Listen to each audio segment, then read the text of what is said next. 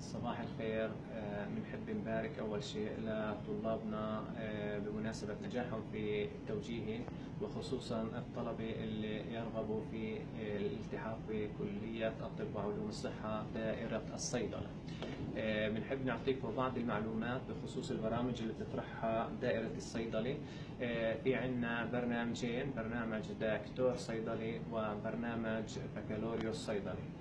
الفرق بينهم بسيط، ولكن بنقدر نلخصه كما يلي. بكالوريوس صيدلي هو برنامج من 5 سنوات، وهو البرنامج الأول في جامعة النجاح في دائرة الصيدلة.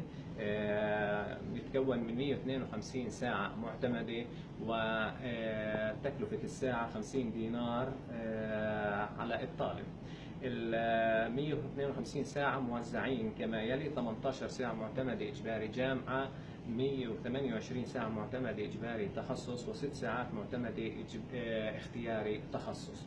الخريج يقوم بالعمل في مؤسسات الصيدلانية اللي موجودة في المجتمع، مثل صيدليات المجتمع والصيدليات اللي موجودة في المستشفيات، سواء المستشفيات الخاصة أو المستشفيات الحكومية. كما يستطيع العمل وبكفاءة عالية في مصانع الأدوية وفي وزارة الصحة بأقسامها المختلفة التي تتعلق في تسجيل الدواء والتفتيش على الصيدليات والتفتيش على مصانع الأدوية. كمان يستطيع العمل زي ما حكينا في شركات الأدوية في قسم الدعاية والتسويق الصيدلاني. في هذا أو خريج هذا البرنامج كمان يستطيع يكمل دراسته العليا. وعندنا هون في كلية الطب وعلوم الصحة في دائرة الصيدلة برنامجين يستطيع الالتحاق بهم: برنامج الصيدلة السريرية، وزي ما حكينا برنامج ماجستير، وبرنامج ماجستير العلوم الصيدلانية. برنامج ماجستير العلوم الصيدلانية يتكون من 3 تخصصات: تخصص في التكنولوجيا الصيدلانية، والتخصص في الكيمياء والطبية والعقاقير الطبية، والتخصص الثالث هو التحليل الصيدلاني. بالنسبة لبرنامج الدكتور صيدلي، هو برنامج خلينا نقول من 210 ساعات، تم تأسيسه بعد برنامج بكالوريوس صيدلي.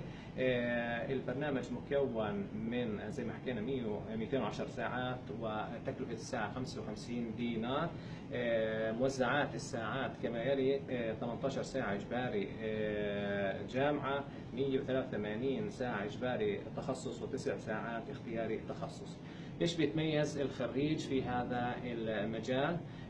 طبعا الخريج في هذا المجال يتميز بقدرته على العمل بجميع الوظائف اللي سردناها أو حكيناها سابقا بخصوص بكالوريوس الصيدلة، بالإضافة إلى تخصصه أو يميز تخصصه العمل في أقسام المستشفيات المختلفة جنبا إلى جنب مع الفريق الطبي، حيث يقوم بالتشاور مع الفريق الطبي بخصوص الوصفة الطبية المناسبة للمريض لتجنب التقاطعات الدوائية والتقاطعات الدوائية الغذائية.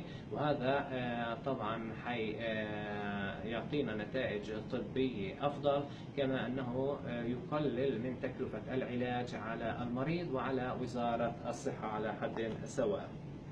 طبعا هو برنامج زي ما حكينا 210 ساعات و6 سنوات. يتدرب في آخر فترة منه الطالب في صيدليات المجتمع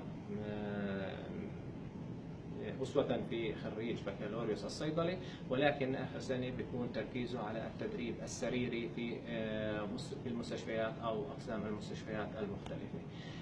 معدلات القبول، طبعا في فرق بين القبول على برنامج بكالوريوس صيدلي، حيث أقل معدل لهذا العام تقريبا 93، بينما دكتور صيدلي 97.